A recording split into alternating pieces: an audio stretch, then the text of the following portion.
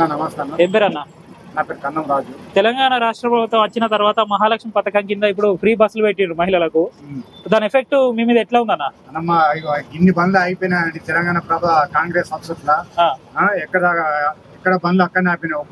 ఒక్కొక్కరు అంతకు ముందు 500, 600 చంపేసుకున్న వ్యక్తులు ఇప్పుడు 500-600 కూడా మాకు లేవు. 200 కూడా దిక్కులేవు. ఎక్కడో అక్కడ పెట్టుకున్నాం. ఇంటికి జోలోకి వెళ్ళి ఆ డబ్బులు పెట్టి పెండాలం పిల్లలను పోషించడానికి ఈ సీఎం గారు మాకు ఈ పథకాన్ని పెట్టి మాకు ఎక్కడ కాకుండా చేసిండు. టీఆర్ఎస్ ఉన్నప్పుడు మాకు ఎలాంటి ఇబ్బంది లేకుండే. ఈయన ఏబట్టి మా రోడ్డు మీద బతుకుతున్నాం మేము అందరం కలిసి. ఇక మీరు మీ వాళ్ళకు ఆలోచన వస్తుందో వస్తలేదో తెలియదు. ఇప్పుడు నా సొంతలు 100 మంది ఉన్నారు ఇక్కడ. వాళ్ళు ఏం చెప్పిండారంటే ఆటో కార్మికులకు వృత్తి కింద 12,000 రూపాయలు ఇస్తామని చెప్పిండ్రు కదా.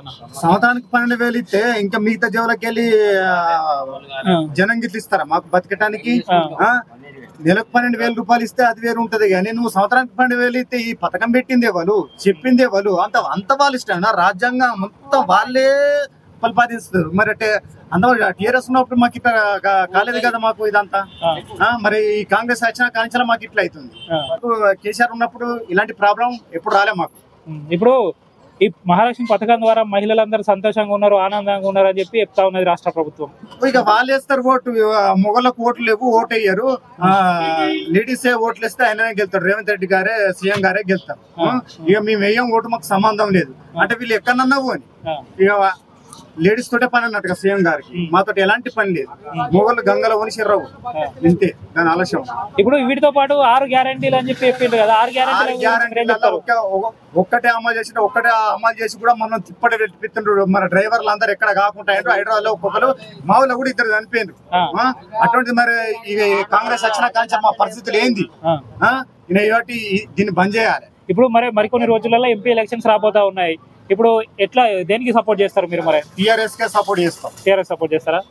ప్రతి డ్రైవర్ ఎక్కడెక్కడ ఎంత మంది డ్రైవర్లు ఉన్నా కానీ టీఆర్ఎస్ కి సపోర్ట్ ఇచ్చడానికి మేము అందరం సిద్ధంగా ఉన్నాం.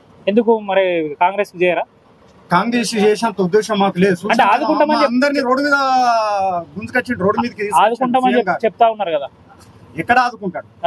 అవి వచ్చినప్పుడు చూద్దాం. అవి వచ్చే వరకు వీళ్ళందరూ బతికిన నాటికి ఎవరు చనిపోకుండా ఉండి అందరినీ కాపాడితే అది లెక్క వేరే ఉంటది. అది ఏది ఇవ్వకముందే బస్సులు వేసిండు. ఓట్లు వేసడానికి కారణం కూడా మీకు ఫ్రీ బస్ అంటే కాంగ్రెస్ గెలిచింది. అంతకు ముందు అసలు టీఆర్ఎస్ వచ్చేది. వీళ్ళంతా ఏంటంటే తెలియక ఓట్లు వేసిండు. ఆటో కార్మికుల సమస్య ఎట్లుందంటే ఇన్ని రోజులు కేసీఆర్ ప్రభుత్వం ఉన్నప్పుడు ఏదో ఇంత ఒక స్థాయిగా బతికినాం. ఇప్పుడైతే ఇక బిచ్చగాళ్ళ కంటే అధ్వానం అయిపోయినాం. ఎందుకంటే పరిస్థితి అట్లా ఇచ్చారు కాంగ్రెస్ గవర్నమెంట్. బిచ్చగాళ్ళ కంటే అధ్వానమైనా ఏ ఆటో కూడా సొంత పైసలతో ఎవరు కొనుక్కోలేదు. దాదాపు 180-90% ఫైనాన్స్ కూడా వచ్చి బండి గుంజుకోపోయే స్థాయికి వచ్చింది ఇప్పుడు. ఎందుకంటే ఆటోల పరిస్థితి మొత్తం రోడ్డు మీదకి వచ్చింది. ఎందుకంటే బతకలేని పరిస్థితి, ఇప్పుడు సావలేని పరిస్థితి. మా ఆటో కార్మికులు కొందరు ఆత్మహత్యలు కూడా చేసుకున్నారు.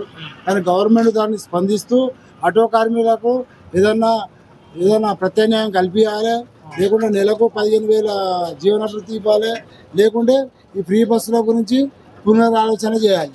ఇప్పుడు ఈ ఫ్రీ బస్సుల ద్వారా మహిళలందరూ కూడా సంతోషం వ్యక్తం చేస్తా ఉన్నారు, మీరేమో బాధపడతా ఉన్నారు.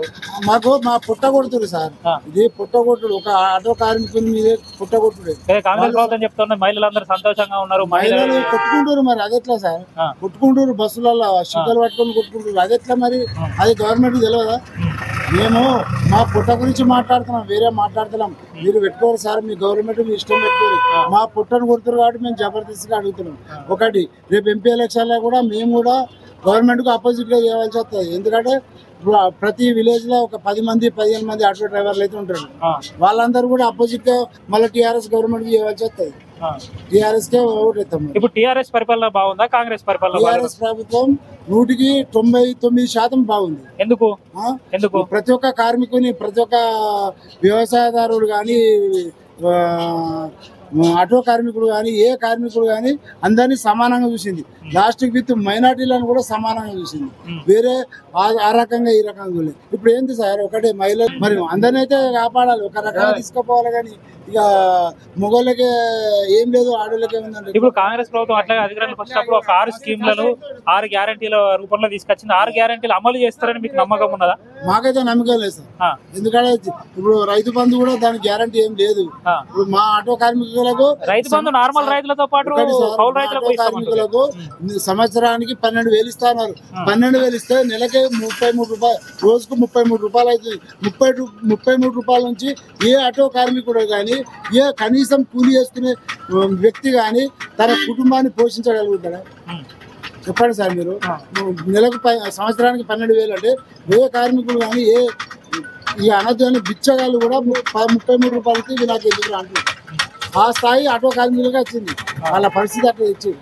ఇప్పుడు మరి ఎంపీ ఎలక్షన్స్ లో మీరు ఎవరికి సపోర్ట్ చేద్దాం అనుకుంటారు? ఎంపీ ఎలక్షన్స్ మాకు గవర్నమెంట్ మాకు కరెక్ట్ గా స్పందన ఇస్తే ఓకే. నెలకు 15,000 ఇవ్వాలి ఆటో కార్మికులకు, లేదంటే టీఆర్ఎస్ గవర్నమెంట్ సపోర్ట్ చేస్తాం. అన్న నమస్తే. ఏం పేరు అన్న? దేవరాజా. ఏం పని చేస్తారు? నేను ఎమ్లవాడ డివిజన్ అటో యూనియన్ అధ్యక్షుడా. చెప్పండి, ఇప్పుడు తెలంగాణ రాష్ట్ర ప్రభుత్వం వచ్చిన తర్వాత ఫ్రీ బస్సులు పెట్టిండ్రు కదా, దానికి మీకు ఏమైనా ఎఫెక్ట్ పడ్డదా ఆ ఫ్రీ బస్సుల ద్వారా? మహాలక్ష్మి పథకంతో ఈరోజు కాంగ్రెస్ ప్రభుత్వం వచ్చింది. అయితే మేము అనుకున్న 3 కలర్ జెండా వస్తే మాకు మంచి జరుగుతుంది, కానీ 3 రూపాయల గాలిపీసింది ఆటో కార్మికులకు. రోడ్డు మీద పడి చాలా ఇబ్బంది అవుతుంది. ఒక్కొక్క రోజు ఒక 200 కొట్టలేని పరిస్థితి. అంతకుముందు 500,000 రూపాయలు కొట్టుకొని భార్య పిల్లలు పోయించుకొని స్కూల్ ఫీజులు కట్టుకొని మంచి బతికే విధంగా ఉండే కేసీఆర్ ప్రభుత్వం ఉన్నప్పుడు. ఈ రోజు మాకు కాంగ్రెస్ ప్రభుత్వం వచ్చి మా ఆటో కార్మికుల కడుపు కొట్టి జీవనోపాధి దెబ్బతి. జీవనోపాధి ఉండాలి. ఏదైనా పథకం పెడితే ఎలా ఉండాలంటే ప్రజలకు మంచి జరిగే విధంగా ఉండాలి. కొందరికి మంచి జరగదు, కొంతమందికి చెడు జరుగు ఉండదు. మహాలక్ష్మి పథకం పెట్టుకోండి, మేము అర్థంటలేము.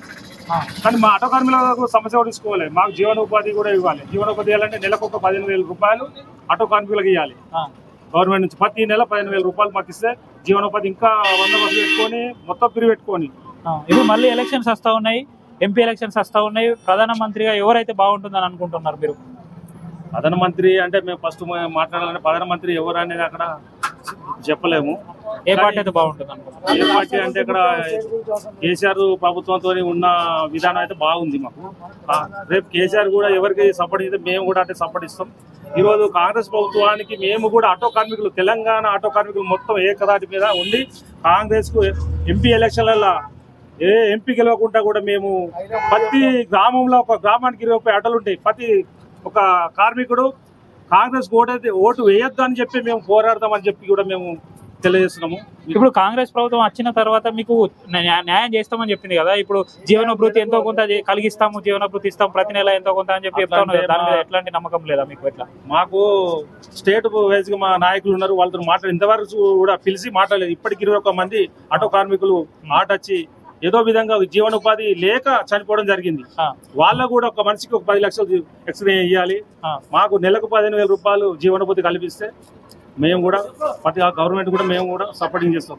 లేకుంటే కంపల్సరీ ఎలక్షన్లో కాంగ్రెస్ బుద్ధి ఎప్పుడు ఖాయం ఆటో కార్మికులు.